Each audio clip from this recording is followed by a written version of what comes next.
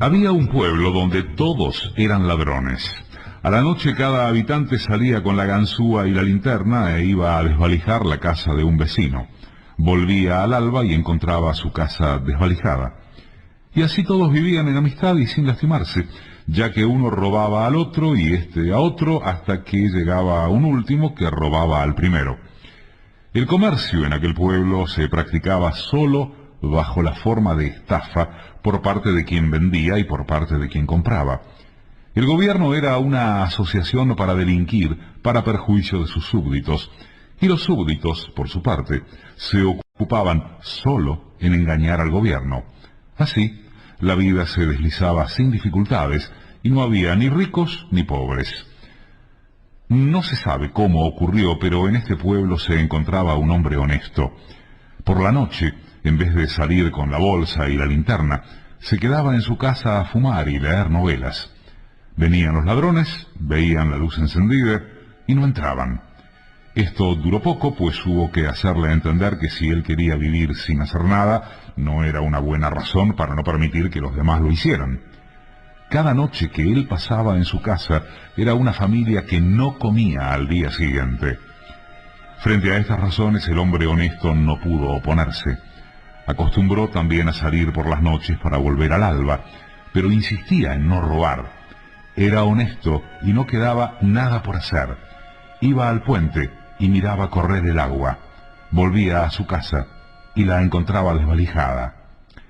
En menos de una semana, el hombre honesto se encontró sin dinero, sin comida y con la casa vacía. Pero hasta aquí nada malo ocurría porque era su culpa. El problema era que por esta forma de comportarse, todo se desajustó. Como él se hacía robar y no robaba a nadie, siempre había alguien que volviendo a su casa la encontraba intacta, la casa que él hubiera debido desvalijar. El hecho es que poco tiempo después aquellos que no habían sido robados encontraron que eran más ricos y no quisieron ser robados nuevamente. Por otra parte, aquellos que venían a robar a la casa del hombre honesto la encontraban siempre vacía y así se volvían más pobres. Mientras tanto, aquellos que se habían vuelto ricos tomaron la costumbre también ellos de ir al puente por las noches para mirar el agua que corría bajo el puente. Esto aumentó la confusión porque hubo muchos otros que se volvieron ricos y muchos otros que se volvieron pobres. Los ricos, mientras tanto, entendieron que ir por la noche al puente los convertía en pobres y pensaron: paguemos a los pobres para que vayan a robar por nosotros.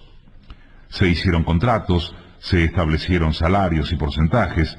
Naturalmente siempre había ladrones que intentaban engañarse unos a otros, pero los ricos se volvían más ricos y los pobres más pobres.